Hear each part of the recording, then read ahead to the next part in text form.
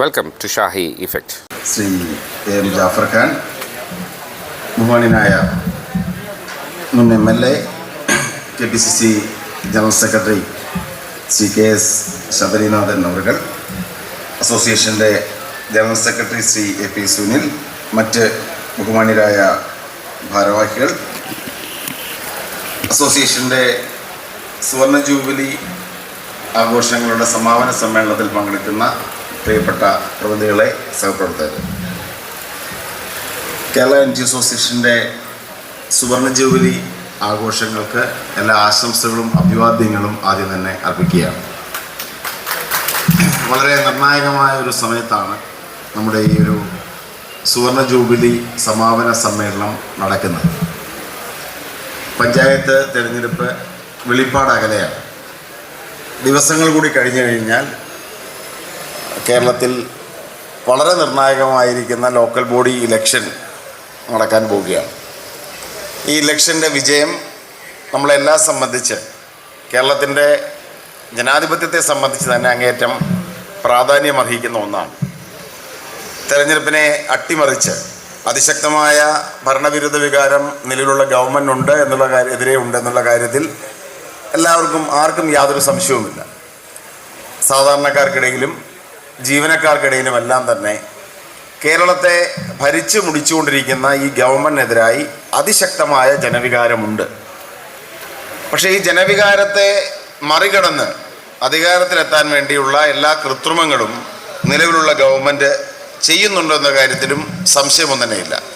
ഇന്നലെ ലോക്കൽ ബോഡിയുടെ വോട്ടർ പട്ടിക പുറത്തു വന്നു, അന്തിമ വോട്ടർ പട്ടിക പുറത്തു വന്നു.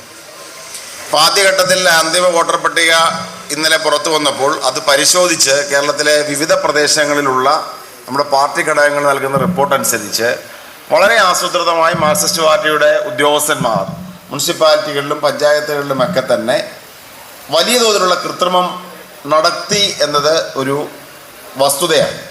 ആലപ്പുഴ നഗരസഭയിൽ എന്നോട് അല്പം മുമ്പ് സംസാരിച്ച സഹപ്രവർത്തകർ പറഞ്ഞത്, ഒരു വാർഡിൽ ആദ്യഘട്ടത്തിൽ തന്നെ 100-600 വോട്ടുകൾ നമുക്ക് ഭൂരിപക്ഷമുള്ളൊരു വാർഡിൽ നിന്നും മാറ്റിക്കൊണ്ട് പോയതിനെക്കുറിച്ച് പരാതി കൊടുത്തു കഴിഞ്ഞപ്പോൾ എല്ലാം അന്തിമ വോട്ടർ പട്ടികയിൽ പരിഹരിക്കപ്പെടും എന്ന മറുപടിയാണ് ഉദ്യോഗസ്ഥരിൽ നിന്ന് ലഭിച്ചത്.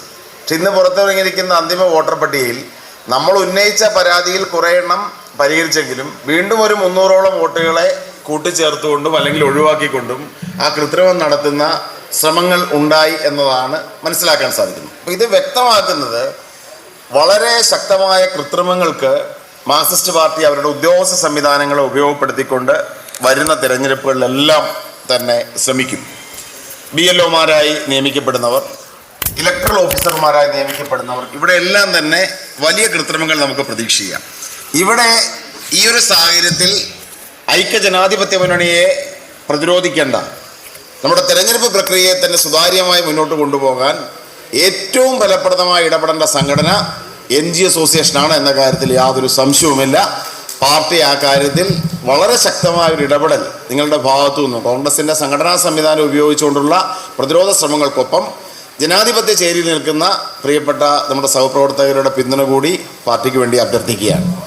NGO അസോസിയേഷൻ ഒരു കുതിച്ചുചാട്ടം അല്ലെങ്കിൽ കുറേ നാളത്തെ ഒരു മരവിപ്പിന് ശേഷം വീണ്ടും ഒരു പുതിയ മുന്നേറ്റത്തിനുള്ള തയ്യാറെടുപ്പിലാണ്.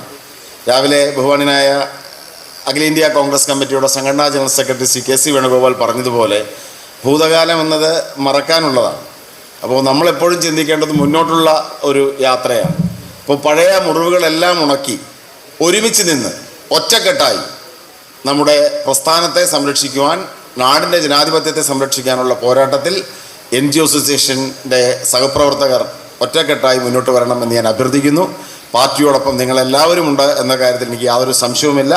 വളരെ നല്ലൊരു ടീം ഒരുമിച്ച് നിന്ന് ശക്തമായി തന്നെ നമ്മുടെ പ്രസ്ഥാനത്തെ ശക്തിപ്പെടുത്താനുള്ള പോരാട്ടത്തിനായി ഒരുമിച്ചുണ്ടാകണം.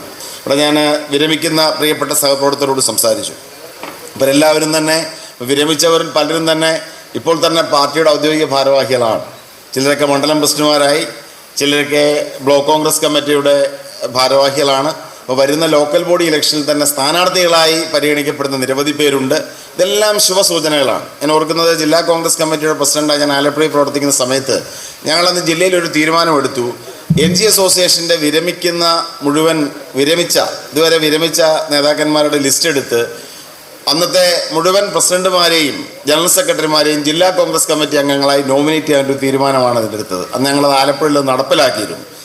എനിക്ക് വളരെ ഉറപ്പുണ്ട് NG അസോസിയേഷൻ്റെ ഈ ഒരു ചട്ടക്കൂടിലൂടെ ചിട്ടയായ സംഘടനാ പ്രവർത്തനം നടത്തി വന്ന സഹപ്രവർത്തകർ പാർട്ടിക്കൊരു മുതൽക്കൂട്ടാണ്. ഇനിയും അങ്ങനെ ആയിരിക്കും. വിരമിക്കുന്ന പ്രിയപ്പെട്ട സഹപ്രവർത്തകരെ നമ്മുടെ മാതൃപ്രസ്ഥാനത്തിലേക്ക് സ്വാഗതം ചെയ്യുന്നു. അവർക്ക് ശോഭനമായ ഒരു ഭാവി ആശംസിക്കുന്നു. NG അസോസിയേഷൻ്റെ എല്ലാ പ്രവർത്തനങ്ങൾക്കും ഒരിക്കൽ കൂടി എല്ലാ ആശംസയും പിന്തുണയും നിർത്തട്ടെ. ജയ് ഹിന്ദ്, ജയ് Congress. Thank you for watching.